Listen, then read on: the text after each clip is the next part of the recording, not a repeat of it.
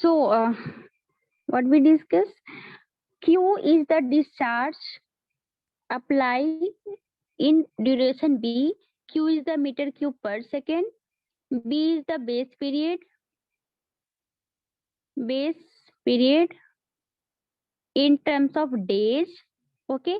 V is the total volume of water supplied during the base period. Volume of water. This volume of water gives delta. Okay. So how we correlate? So here V equal to, we can say V equal to Q into V. Total supply of water in terms of volume, that is V into V. B in days and Q is the in meter cube per second. So here we change days into meter cube, days into second. How we write? 1 into 1 meter cube per second, base period in days, that is B into 24 into 60 into 60. What is the value? 24 into 60 into 60.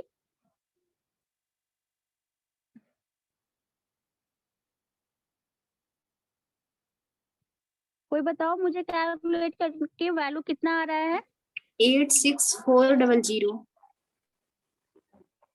86400 B. ये क्या आ गया हमें ये मिल गया volume metre cube, है ना? ये हमें क्या मिल गया? वॉल्यूम। मतलब क्या? टोटल जो वॉल्यूम सप्लाई किया हमने अपने क्रॉप के लिए in time period, in base period B मेरा क्या था? Base period, that is 86400 B metre cube. B is the base period, है ना, इन डेज। इतना मीटर क्यूब हमने वाटर सप्लाई कर लिया। सो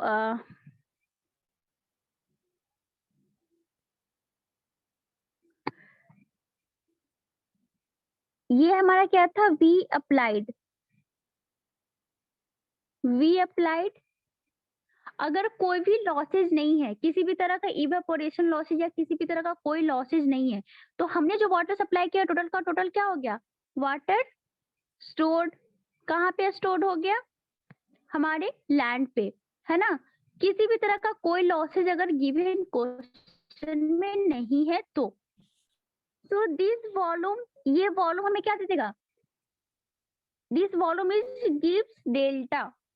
कैसे?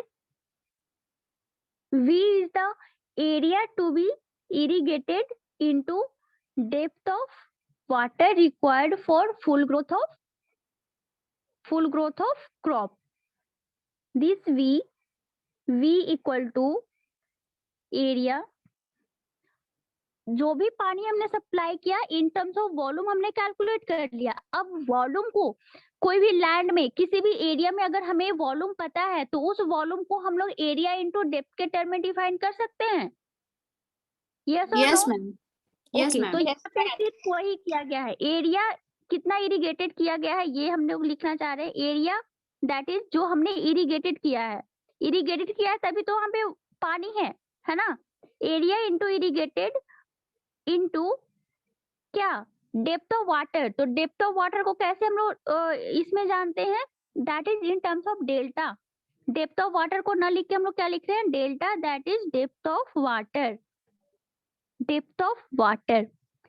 तो यहाँ से जो ये हमने कैलकुलेट किया था वॉल्यूम, तो volume equal to area into depth, है ना? Area into depth. तो एरिया हमारा क्या है? Area that is irrigated and depth that is delta. Clear है? तो यहाँ से हमें एक रिलेशन मिल जाएगा। Relation is the V equal to A into delta. Clear है? अब ये V का वैल्यू हमने कितना कैलकुलेट किया था? V का वैल्यू हमने कैलकुलेट किया था 86400 B इक्वल टू इस एरिया को हमने क्या डिफाइन किया? Duty, that is capital D। तो इस एरिया को हम लोग D लिख देंगे, D इंटू डेल्टा को हमने इंटर्म मिल गया। यहाँ से अगर हमें either delta either duty calculate करना हो तो हम लोग कैसे लिखेंगे? हम लोग लिखेंगे duty D equal to 86400 B divided by delta. Clear है? ये हमें किस टर्म में दे देगा, ये हमारा क्या था, इन टर्म्स ऑफ, बी हमारा इन टर्म्स ऑफ डेज था, ठीक है। ये हमने वॉल्यूम कैसे कैलकुलेट किया था, मीटर क्यू में, है ना। और ये हमारा, तो हमें जो ये डी का जो यूनिट दे देगा दैट इज मीटर स्क्वायर पर मीटर क्यू, मीटर स्क्वायर पर मीटर क्यू, ठीक है।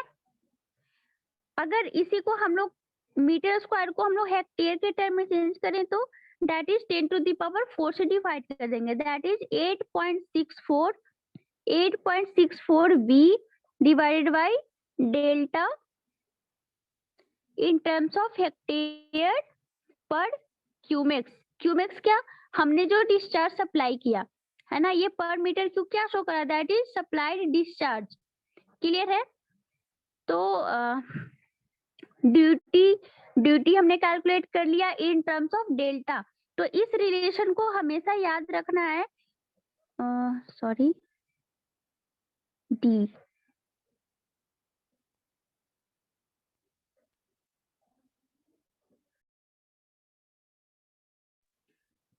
इस रिलेशन को हमेशा याद रखना है, D equal to 8.64 B by delta in terms in unit hectare per cumecs and in terms of metre square per cumecs में क्या हो जाएगा, duty equal to 86400 B by delta. Clear है।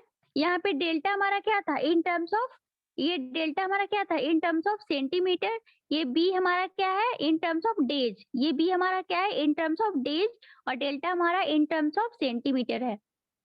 क्लियर है सबको? Yes ma'am. ओके ओके, तो एक simple सा क्वेश्चन बनाते हैं, इस पे रिलेशन ध्यान रखना, उसके बाद हम लोग क्वेश्चन बनाते हैं। राइट अ क्वेश्चन, बहुत ही सिंपल सा क्वेश्चन है। Find the delta, find the delta, find the delta for a crop when its duty 1728 hectare per cumex, hectare per cumex on the field. The base period of the crop is 115 days. Base period of the crop is 115 days. So find delta.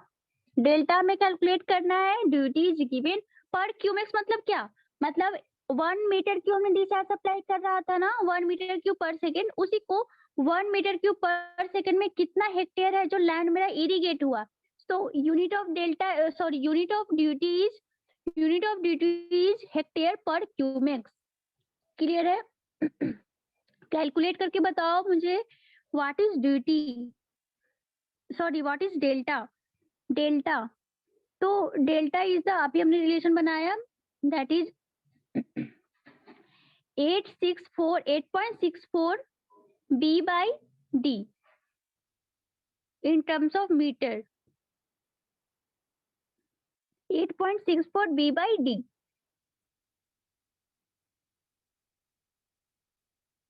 0.575 ma'am, unit, metre.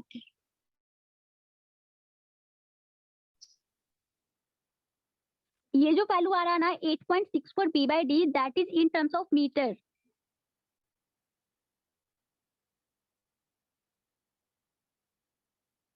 Check the unit.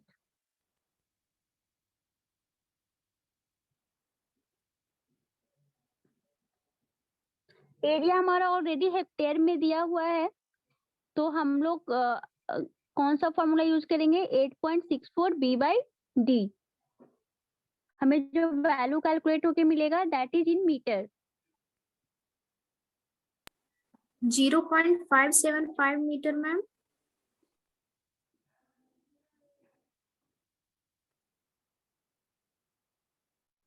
Check करो unit में problem है।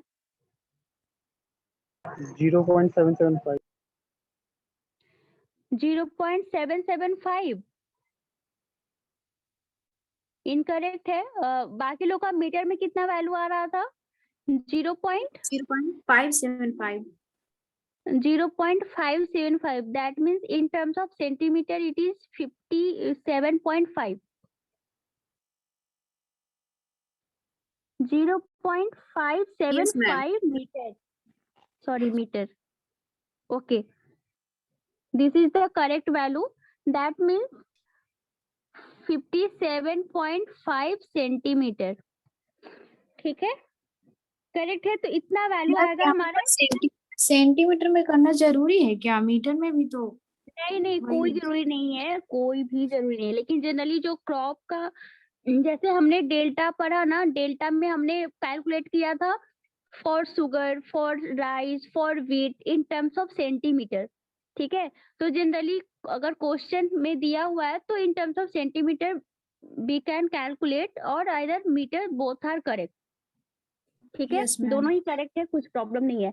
तो सबको समझ में आ गया duty and delta and relationship between duty and delta. Crop period समझ में आ गया, बेस पीरियड समझ में आ गया। ठीक है, Yes, ma'am. क्लियर है Yes, सबको? ma'am. ओके। Yes. तो ड्यूटी क्या क्या फैक्टर पे डिपेंड करेगा, ये बताओ। फैक्टर अफेक्टिंग ड्यूटी, ड्यूटी को क्या क्या फैक्टर अफेक्ट करेगा? फैक्टर अफेक्टिंग ड्यूटी, ड्यूटी क्या है सबको समझ में आ गया। Duty is the total number of land, है ना, total number of hectare which is irrigated by 1 meter cube per second of water continuous supply in base period for the certain crop। ठीक है, ड्यूटी हमारा क्या था? Total number of land, total number of land in terms of hectare. तो factor affecting duty क्या क्या हो सकता है? कौन कौन सा फैक्टर अफेक्ट करेगा for duty? Base period, Moisture of air, Type of crop. method of irrigation, ठीक है, और कुछ?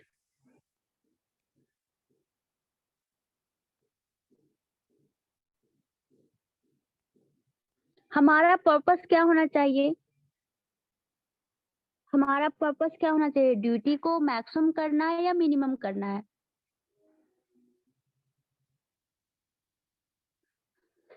maximum. मैक्सिमम करना है। मैक्सिमम कब होगा? हमने जो वाटर सप्लाई किया उसमें किसी भी तरह का कोई लॉसेज नहीं हो। ठीक है, सॉइल है जो बहुत हाईली परमिएबल नहीं हो। तो इन सब केसेस में क्या होगा, हमारा जो भी हमने जो वाटर प्रोवाइड किया, हमने जो सप्लाई किया, वो टोटल का टोटल हमारे लिए क्या हो जाएगा? यूजफुल हो जाएगा। जिस पर्पस के लिए हमने सप्लाई किया वो पर्पस हमारा फुलफिल हो जाएगा। कैसे?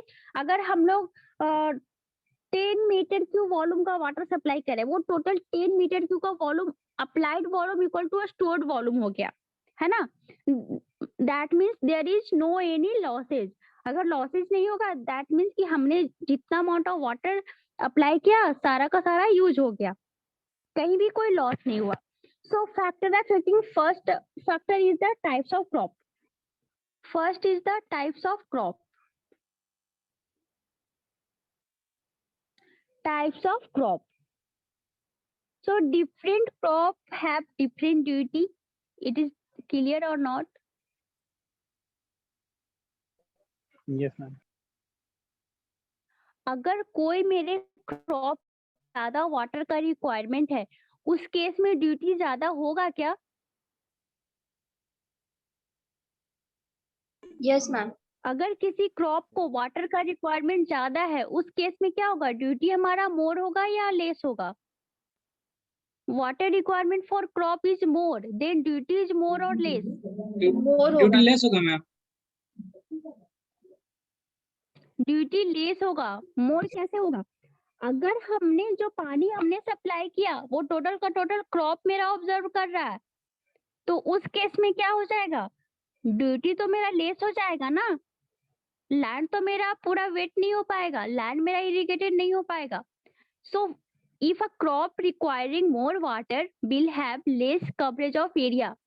अगर हमारा क्रॉप को मोर वाटर का रिक्वायरमेंट है, उस केस में क्या होगा, एरिया हमारा लेस हो जाएगा, जो वाटर से जो एरिया कवर कर रहा था that will be less for same quantity of water being supplied as compare to the crop required less water. Same ही कंडीशन, अगर हमारा क्रॉप अगर हमारे लेस रिक्वायर्ड क्रॉप होगा, लेस रिक्वायर्ड मतलब लेस रिक्वायर्ड जिसको पानी चाहिए, तो उस केस में क्या होगा, पानी हमारा लैंड पे ही तो फ्लो करेगा, लैंड को तो वेट करेगा, उस केस में मोर ड्यूटी हमें मिल जाएगा। समझ में आया? Yes, ma'am. Yes ma'am. Yes ma'am. जैसे देखो, सेम लैंड पे हमने वीट लगाया, सेम लैंड पे हमने राइस लगाया, किसके लिए वाटर सप्लाई ज्यादा करना होता है? किसके लिए ज्यादा वाटर सप्लाई करना राइस होता के है? लिए। राइस के लिए राइस के लिए। राइस के लिए। क्यों? क्योंकि एरिया तो हमारा दोनों में ही सेम है, तो ड्यूटी सेम ही है, बट हमें सॉरी ड्यूटी नहीं सेम है, मतलब नंबर ऑफ हेक्टेयर तो सेम है, बट ड्यूटी का डिफिनेशन के अकॉर्डिंगली हमारा नंबर ऑफ हेक्टेयर सेम नहीं होगा। क्यों? क्योंकि वाटर का रिक्वायरमेंट हमें किसके लिए ज्यादा है, हमें किसके लिए ज्यादा है, राइस के लिए ज्यादा है। उस केस में राइस में हमें ज्यादा वाटर का रिक्वायरमेंट है, तो ड्यूटी जो हम लोग कैलकुलेट करेंगे दैट विल बी लेस। तो जहां वाटर का रिक्वायरमेंट ज्यादा होगा जिस क्रॉप के लिए, उस क्रॉप के लिए ड्यूटी लेस हो जाएगा, and same as vice versa, अगर किसी क्रॉप के लिए वाटर का रिक्वायरमेंट लेस है, उस केस में हमें ड्यूटी क्या हो जाएगा, मोर मिलेगा। Next is the types of soil. अगर कोई मेरा हाईली परमिएबल सॉइल है, उस केस में ड्यूटी ज्यादा मिलेगा या फिर लेस परमिएबल में?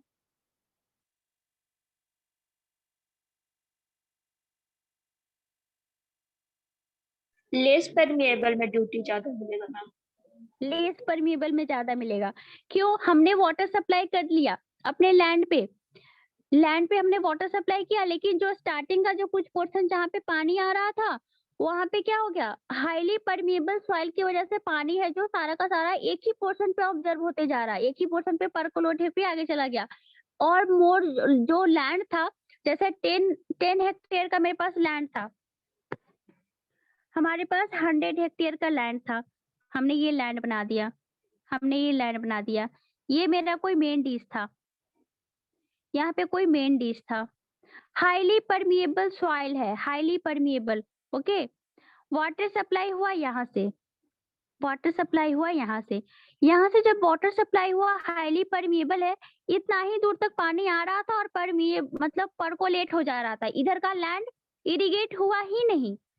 तो उस केस में क्या हो गया, हम लोग जो ड्यूटी बोलेंगे दैट इज ओनली दिस, है ना, this portion is only duty, इस पोर्शन तक पानी मिला ही नहीं, जबकि डिस्चार्ज मेरा 1 मीटर क्यूब पर सेकंड था ड्यूरिंग बेस पीरियड बी। तो इस केस में हम लोग क्या बोलेंगे, duty is less. So for highly permeable soil duty is less, clear है? And same as vice versa, इसका उल्टा भी हमारा क्या होगा, जैसे कि अगर इम्परमिएबल सॉइल है, उस कंडीशन में हमारा ड्यूटी हाई होगा, okay. Next is the useful rainfall. अगर हमारा रेनफॉल हो रहा है ड्यूरिंग बेस पीरियड, उस कंडीशन में क्या होगा, ड्यूटी पे इफेक्ट क्या पड़ेगा, इफेक्टिव रेनफॉल हमें मिल रहा है ड्यूरिंग द बेस पीरियड, उस कंडीशन में ड्यूटी मोर होगा और लेस होगा।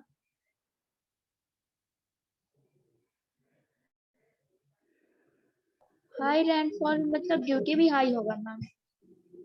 हाई रेनफॉल नहीं, मैं सिर्फ बोल रही हूँ कि रेनफॉल है, मतलब वाट ऑलरेडी मेरा सॉइल है जो वेट कंडीशन में, मॉइस्चर वाला है, उस कंडीशन में अगर हमने वाटर फ्लो किया 1 मीटर क्यूब पर सेकेंड से, तो क्या होगा, मेरा बाकी लैंड बहुत जल्दी से क्या हो जाएगा, वेट हो जाएगा, इरिगेट हो जाएगा।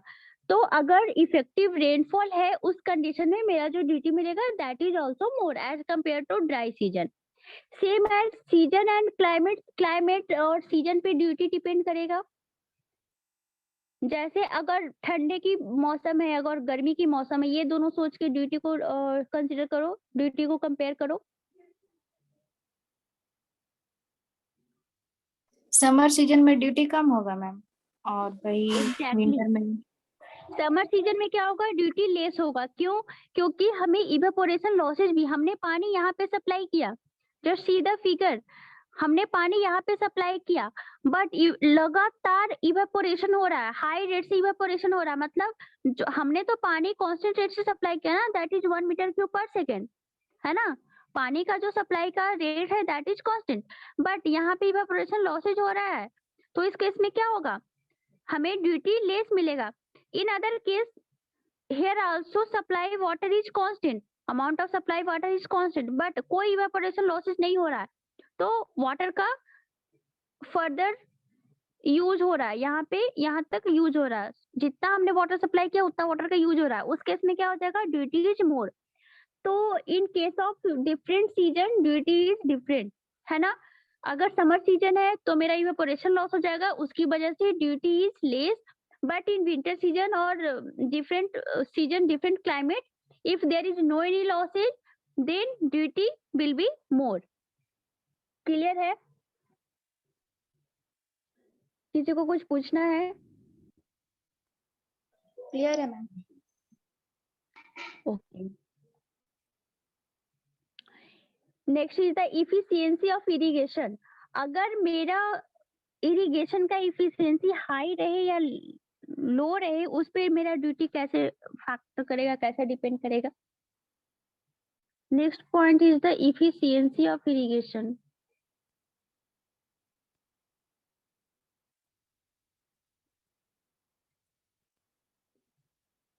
इफिशियंसी ऑफ इरिगेशन मतलब क्या, हमारे सप्लाई में कोई डिस्टरबेंस नहीं है, हमने जो वाटर सप्लाई किया पूरा का पूरा वो यूज हो रहा है ना, दैट इज द इफिशियंसी, मतलब पॉजिटिव पॉइंट,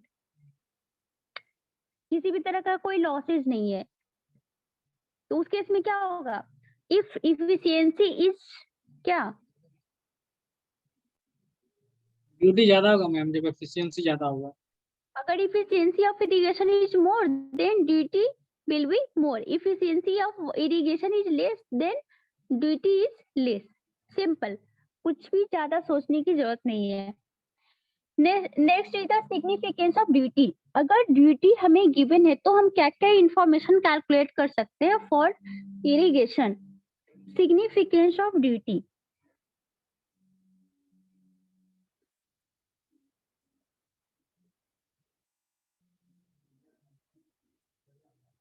क्या क्या सिग्निफिकेंस है duty, how we define duty, सबको समझ में आ गया।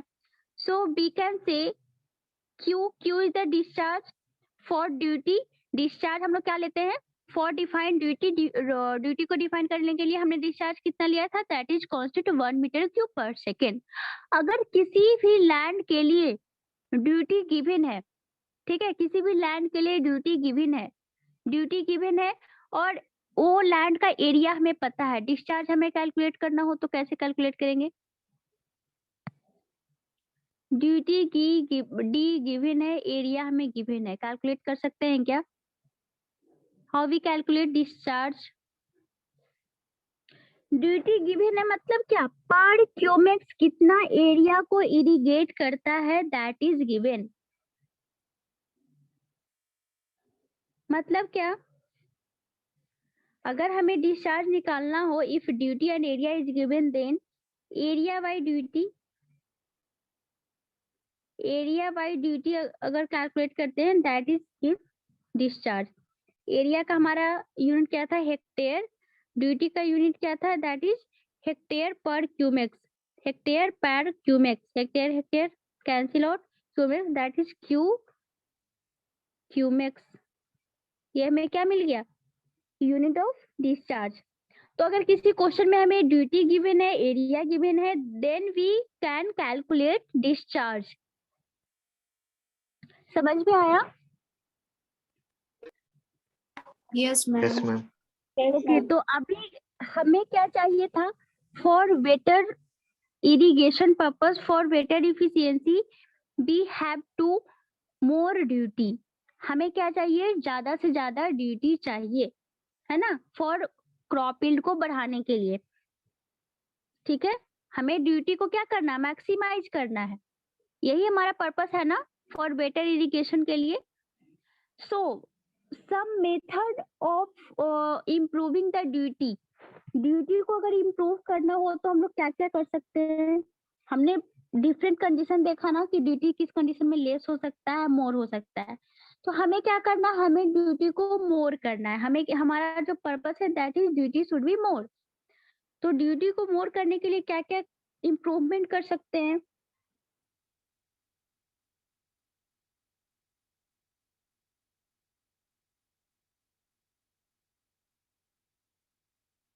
मेथड फॉर इम्प्रूविंग ड्यूटी, क्या क्या मेथड यूज कर सकते हैं?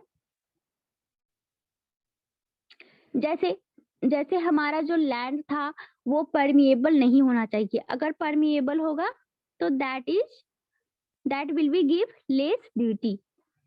तो इसी तरह से सोच कर बताओ 2-3 पॉइंट, क्या क्या इम्प्रूवमेंट कर सकते हैं अपने लैंड के लिए for more beauty, sorry more duty not beauty. क्या क्या इम्प्रूवमेंट कर सकते हैं? मैम इरिगेशन मेथड को थोड़ा चेंज करेंगे। क्या चेंज करेंगे? नॉर्मल वाटर नहीं देंगे, मतलब स्प्रिंकलर मेथड टाइप का देंगे या कुछ और। तो उससे तो मेरा कॉस्ट बढ़ जाएगा ना। Yes ma'am. अगर मेरा परमिएबल सॉइल है तो चलो ये तो मेरा ड्यूटी, सॉइल को तो हम लोग चेंज कर ही नहीं सकते हैं, उसमें तो हमें मेथड चेंज करना होगा। बट और क्या क्या इम्प्रूवमेंट कर सकते हैं? जैसे अगर मेरा अल्कलाइन सॉइल है तो अल्कलाइन सॉइल के बारे में हमने पढ़ा था, सोडियम कंसंट्रेशन को कैसे रिड्यूस करते हैं, सॉल्ट कंसंट्रेशन को कैसे रिड्यूस करते हैं, उसके लिए हम लोग लीचिंग प्रोसेस करते हैं। तो फॉर अल्कलाइन सॉइल अगर है तो हमें क्या करना होगा, प्रॉपर्ली लीचिंग प्रोसेस करना होगा। ठीक है। इरिगेशन मेथड को इम्प्रूव करना होगा according to soil type, according to crop we have to choose different irrigation method. हम लोग क्रॉप और सॉइल के अकॉर्डिंगली करेक्ट मेथड का यूज करेंगे।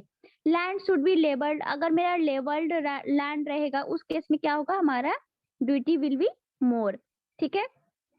उसके बाद और क्या कर सकते हैं?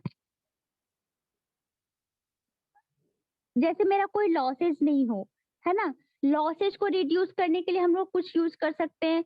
तो हम लोग जो मेन डिच यूज कर रहे हैं दैट इज कैनाल। तो canal should be lined canal होना चाहिए, ताकि हमारा जो वाटर सप्लाई हमने जो किया था मेन डिच से, उसका कैनाल में ही लॉस ना हो जाए, मेन डिच में ही लॉस ना हो जाए, है ना। तो ये कुछ प्रिकॉशन ले सकते हैं फॉर इम्प्रूविंग ड्यूटी। क्लियर है? ओके। और जो मोस्ट जो मेथड होगा फॉर इम्प्रूवमेंट और duty that is free flooding. अगर सोचो फ्री फ्लडिंग, एक जगह फ्री फ्लडिंग कर रहे हैं, एक जगह स्प्रिंकलर कर रहे हैं, कौन सा मेरा मोर ड्यूटी देगा? Free flooding. But that is not beneficial. तो हम लोग according to plant, according to crop, हम लोग मेथड ऑफ इरिगेशन डिसाइड करते हैं। फ्री फ्लडिंग हमने कर दिया लेकिन वो क्या हो जाएगा, वेस्टेज ऑफ वाटर हो जाएगा। तो फ्री फ्लडिंग को हम लोग क्या करते हैं, अवॉइड करते हैं। ठीक है। नेक्स्ट एक छोटा सा टॉपिक है that is crop season. Crop season, different crop season in India. जो भी अभी घर पे हो, जिन लोगों का घर अगर गांव में है तो उन लोगों को पता होगा क्रॉप सीजन क्या होता है। Crop season,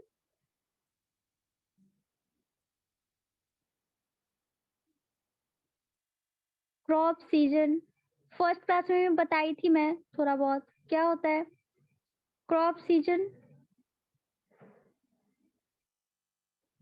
first is the Kharif, Kharif season. Second is the Rabi season.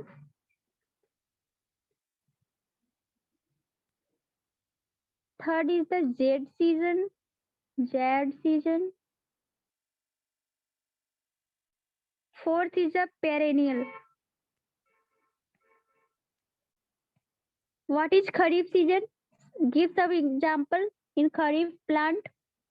Kharif plant क्या क्या होता है? राइस, राइस, और मेज, राइस और मेज मक्का मैम। हाँ करेक्ट। और ओके, रबी सीजन का क्रॉप क्या क्या है? wheat, wheat, हम्म, potato, और पोटैटो। yes ma'am, अच्छा, और तो kharif season is also known as summer season. Duration क्या होता है?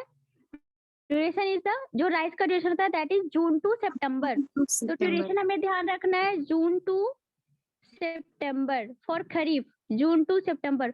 फॉर रबी, रबी का जो बेस्ट एग्जांपल है that is wheat, wheat also gram also oil seeds. तो kharif season is also winter season. Duration is the, duration क्या होता है रबी का? That is November to March. March. Red season that is very less duration, that is April to June, है ना। Jet season में क्या होता है जनरली? फ्रूट्स और वेजिटेबल, फ्रूट्स और वेजिटेबल। ड्यूरेशन क्या होता है? April to June. Next is the perennial, मतलब जो सालों पर होता है। एग्जाम्पल क्या है हमारा? Sugar cane, sugar cane. Duration क्या होता है? मोर देन 300 डेज, मतलब अप्रोक्सीमेटली 1 ईयर। क्लियर है? Different season of crop, crop season, different crop season. सबको क्लियर है ना? किसी को कुछ Yes, पूछना है? ma'am. Yes, ma'am. Okay, so different example of crop of in different season. Kharif में हमारा राइस हो जाएगा, मेज हो जाएगा, ज्वार, कॉटन, ये सब हमारा क्या है? खरीफ प्लांट। रबी प्लांट हमारा क्या है? वीट, ग्राम, ऑयल सीड्स, ये हमारा क्या है? खरीफ प्लांट है। जेड क्या होता है? Fruit and vegetable. Perennial generally क्या होता है? शुगर केन, जो कि 1 ईयर जिसका ड्यूरेशन होता है। तो यहाँ से हमें ड्यूरेशन भी मिल गया, हमें सीजन भी पता चल गया, हमें क्रॉप्स का टाइप्स भी पता चल गया। क्लियर है? तो next is the different relation between crop period and growth period. ये सब के बीच में हम थोड़ा रिलेशन देखेंगे। एक छोटा सा टॉपिक है that is core watering. What is core watering? अभी तक हमने पढ़ा crop period, base period, growth period. अब एक है कोर वाटरिंग। क्या होता है core watering?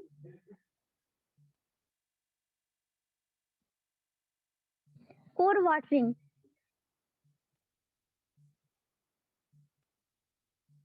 what is core watering? Core watering नहीं is sir. defined as the first watering which is given to a crop when the crop is few centimeter high. core watering वो application of water है जब हमारा plant after सोन, मतलब after सोन लगाने के बाद जो कुछ सेंटीमीटर बड़ा हो जाता है ना, कुछ सेंटीमीटर हाई होता है, तो इस समय जो वाटर का अप्लाई करते हैं, इस समय जो वाटर का अप्लाई करते हैं, that is called core watering. ठीक है? When the plant is few centimetre high, जैसे अगर 1 सेंटीमीटर बड़ा हो गया, मतलब आफ्टर सोइंग, आफ्टर सोइंग जो फ्यू सेंटीमीटर हाई हमारा प्लांट, उसमें जो हम लोग फर्स्ट वाटरिंग करते हैं that is called core watering. Clear है? Yes, ma'am. तो कोर वाटरिंग, तो core period and core watering. तो आफ्टर शोइंग जो हमने वाटर का जो अप्लाई किया ना that is also called core period, है ना। आफ्टर शोइंग जो हमने वाटर का एप्लीकेशन दिया दैट इज कोर पीरियड। तो हमारा जो बेस पीरियड था, अभी अच्छे से समझो, ये हमारा प्लांट था, ये हमारा प्लांट था, ठीक है,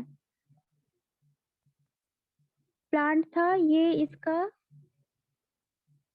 यहाँ पे प्लांट क्रिएट कर दो।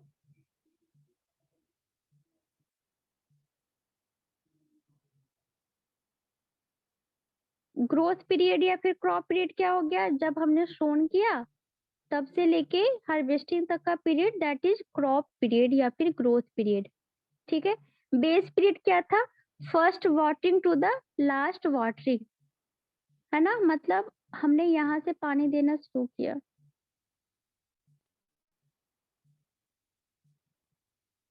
First watering to the last watering before harvesting, first watering after instant of sowing, ये दैट इज बेस पीरियड, है ना।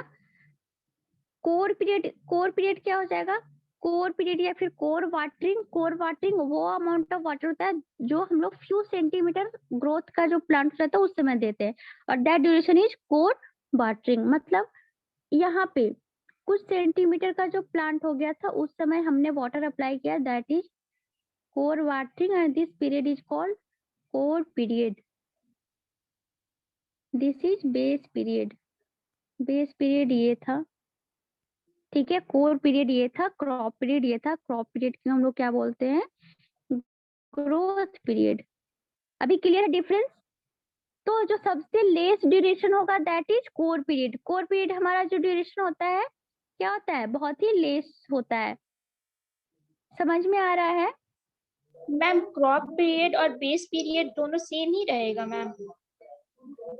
मैंने क्या बताया था कि इन प्रैक्टिकल हम लोग क्रॉप पीरियड को ही बेस पीरियड लेते हैं, but in actual condition crop period is at the time of sown to the at the time of harvesting. Total duration हमारा क्रॉप पीरियड कहलाता है, but base period is the first watering before sown to the last watering, sorry first watering after sown to the before harvesting का जो ड्यूरेशन होता है that is base period. But in general cases, in practical cases, we have crop period and base period is equal. Clear है? किसी को कुछ पूछना है अभी? No ma'am. Okay. So in next class में हम लोग कुछ और न्यूमेरिकल बनाएंगे और कुछ और कॉन्सेप्ट्स हैं जिसके बारे में समझेंगे, कुछ थ्योरी। क्लियर है? तो मैं क्लास एंड कर रही हूँ। अटेंडेंस हो गए सबके? Yes ma'am. Yes ma'am. Okay, thank you everyone.